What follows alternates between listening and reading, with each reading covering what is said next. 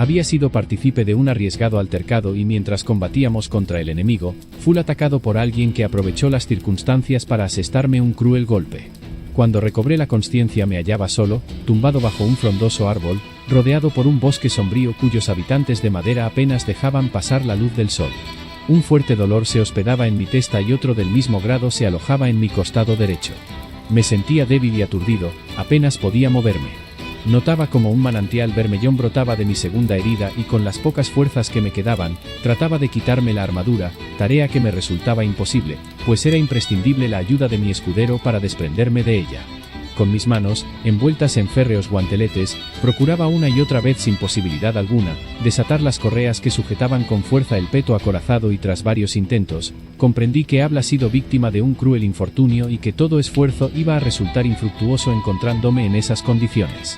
Me detuve entonces unos instantes y observé a través de la rejilla de mi yelmo, el cual propiciaba una sensación de vacío en mis hombros, provocando una insufrible impresión de encierro que me llevó a comprender que aquella armadura se había tornado una prisión, una cárcel de la que no podía liberarme, convirtiéndome en un cautivo al que no le quedaba otro remedio que esperar su muerte. Mas había algo que me empujaba a hacer un último esfuerzo, una promesa de regreso. No podía abandonarme a mi suerte todavía. Alcé la voz repetidas veces con el fin de pedir ayuda y como si el destino así lo hubiera dispuesto, mi clamor fue escuchado por un joven campesino y solo gracias a él, pude regresar al castillo. Muchos me mostraron sus caras de asombro cuando alcancé la fortaleza y pronto supe que el rey organizaría un festejo aquella misma noche para celebrar nuestra victoria, hazaña que desconocía hasta ese preciso momento. Entonces, a pesar de no encontrarme plenamente recuperado, acudí a la celebración. Sin embargo, no eran la gloria, el vino o la comida las razones principales por las que deseaba asistir, mi único motivo era la música.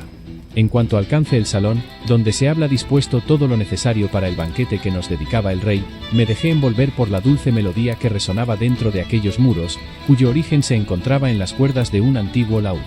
Esperé atontamente a que las notas alcanzaran su final y cuando los bufones comenzaron a entretener a los asistentes, me dirigí yo hacia mi juglar. En el instante en que nos reunimos, me obsequió con una afable sonrisa, un gesto suyo que había anhelado mientras me hallaba en tierras lejanas y que temí no volver a ver cuando yacía herido en el frío suelo del bosque. Le pedí que me siguiera hasta un lugar más reservado y en un discreto rincón del jardín, como siempre, comencé mi discurso, halagando su voz y su música y él mantenía su sonrisa, sabiendo que eran palabras que ya le había relatado en varias ocasiones y que con el tiempo, se convirtieron en la antesala de otro tipo de halagos a favor de otras de sus virtudes, que también admiraba. Y de esa manera, con el mismo cuidado que otros caballeros pretendían cortejar a las damas que les eran inalcanzables, con esa cautela, procuraba yo galantear a mi juglar.